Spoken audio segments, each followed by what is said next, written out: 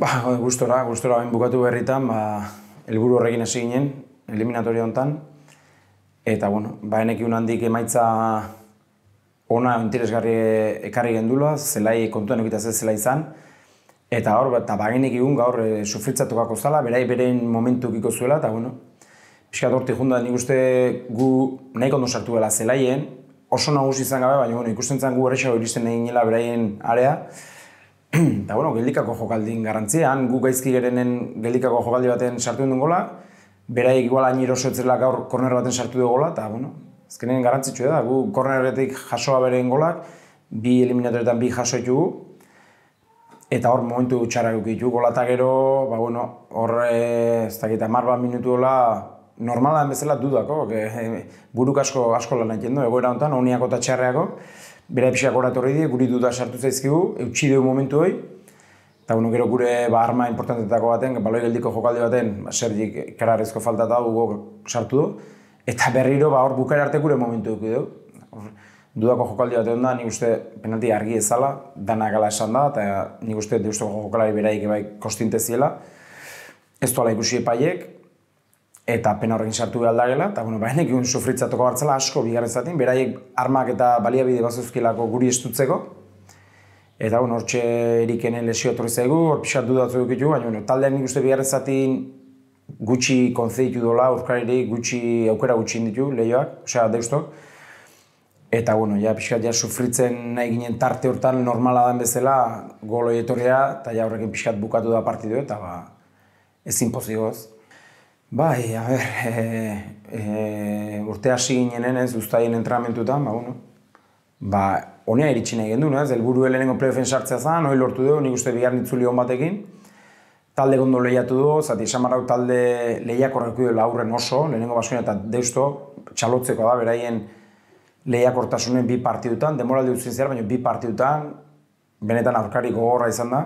eta txalotzeko eta zoriontzeko ere bai beraien parte hartzea. Eta bihar zozketa da, talde oso ezberdin egingo die, ziurrenik, beti esaten da multzu batzuk maila gehiago diela, beste batzu baina, behin honea iritsita jokatu behar da. Aber nola tokatzen zaigu, ze jun etorri lehenengo kanpo no etxen, eta ikusiko dugu zozketa lase hartu, informazioa pixkat bildu, zegoen bai benetan dala playoffeko partidu bat, nun aurkari ez dugu ezagutzen, ez dugu informazioa guantxe bertan, ezakigulako zein den aurkari, noski, eta jakindako informazio gutxi ukiko du. Eta pixka astea errekuperatu, prestatu lehenengo partidu urtako ez. Bai, beti esaten da ez gero igoera batean lehike edo ez, baina bideek garrantzia handia dauke, eta biden sortzen danak, biden bizitzen danak, zati nik jokalari esaten playoffak, nik jokalari bezala bakarra jokatzeko aukera eukin, eta playoffak ez die urtero jolasten, eta bizin bardie, gozatu inbardie, eta horrek bai sortzen duen energioi kluben ingurun, beti oso positiboa izaten da, eta ikusi gaur jende asko zehola, deustotik ere jende asko torri da, eta horrek asko jazten do partidu ez, zentzu guztietan, ez da arazo egion, eta esan, bakoitza bere taldea animatu du, guk gustago bukatu du, noski berai baino, eta girokin pozik, jakinda gaina, beste atxalde polit badaukula aurretik, ez dakigu izangoan hilelo biziko azkeneko, bueltakoa edo junekoa, baina beste atxalde badauko aurretik politia baita bizitzeko hemen, nun jende esko gertuatuko da, eta gozatuko du beste atxalde batez. Sí, la verdad que muy contentos, hemos terminado ahora y pues estás un poco vacío con todos los nervios y todo el estrés del partido, pero sabíamos la eliminatoria cómo era y no ha defraudado ni la eliminatoria ni el rival, ni mucho menos, ¿no? Ellos allí vimos cómo compitieron, conseguimos un resultado muy bueno, yo creo, a los momentos malos que tuvimos, sobre todo en la primera parte, y luego sabíamos hoy que era un partido que había que afrontar como un partido de liga, sabiendo el resultado que teníamos. Yo creo que hemos entrado bien, estamos llegando con relativa facilidad a su área, y pues igual que allí cuando nosotros estábamos mal metimos un gol a balón parado, ellos han metido un gol a balón parado, bien sacado, bien rematado, y nada, hemos tenido esos momentos malos de dudas, porque sabes que van a estar, y la cabeza trabaja mucho, y igual que para ellos les ha ido para venirse un poco arriba, nosotros nos ha costado un poco. Y el empate nos ha dado mucha vida, en una acción, pues jugadores de nivel, cuando tienes ese tipo de jugadores, pues marcan las diferencias en los playoffs y en la liga también. Y luego, bueno, se ha jugado dudosa antes de entrar al descanso, que yo creo que ha sido penalti claro desde donde hemos visto nosotros y alrededor también, solo en la gestualidad de los jugadores que estaban. Pero bueno, lo ha visto así, que yo creo que ha hecho un gran arbitraje también, pero bueno, yo creo que en esa jugada igual se ha podido equivocar, como todos nos hemos podido equivocar. Y nada, luego la segunda parte era un poco, pues bueno, sabiendo la ventaja que teníamos, intentar manejar eso sabiendo que teníamos que seguir atacando.